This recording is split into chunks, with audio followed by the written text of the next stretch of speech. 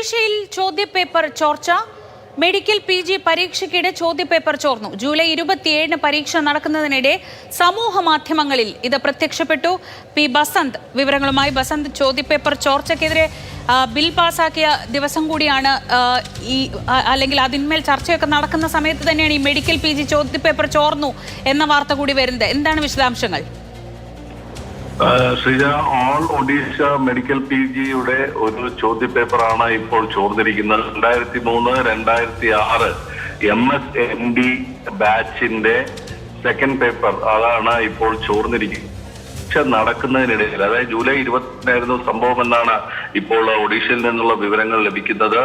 പരീക്ഷ നടക്കുന്നതിനിടയിൽ തന്നെ, അല്ലെങ്കിൽ ആ നടന്നുകൊണ്ടിരിക്കുന്ന സമയത്ത് തന്നെ സാമൂഹ്യ മാധ്യമങ്ങളിൽ, പ്രത്യേകിച്ച് വിദ്യാർത്ഥികളുടെ വാട്സപ്പ് ഗ്രൂപ്പുകളിൽ ചോദ്യപേപ്പർ പ്രത്യക്ഷപ്പെടുന്നു. അതോടൊപ്പം തന്നെ ഉത്തരങ്ങളും അതിനോടൊപ്പം വന്നു എന്നുള്ളതാണ് ഇപ്പോൾ പുറത്തു വരുന്ന വിവരം. ഏതായാലും അന്വേഷണം പ്രഖ്യാപിച്ചിട്ടുണ്ട്. ഒരു ചോദ്യപേപ്പർ മാത്രമാണ് ചോർന്നത് എന്നുള്ള ഒരു വിലയിരുത്തലുണ്ടെങ്കിലും പൂർണ്ണമായും ഇക്കാര്യത്തിൽ അന്വേഷണത്തിന് ശേഷം മാത്രമേ ഇതിന്റെ ഗുരുതരാവസ്ഥ ഗൗരവം മനസ്സിലാകുകയുള്ളൂ എന്നാണ് സംസ്ഥാനം പറയുന്നത്.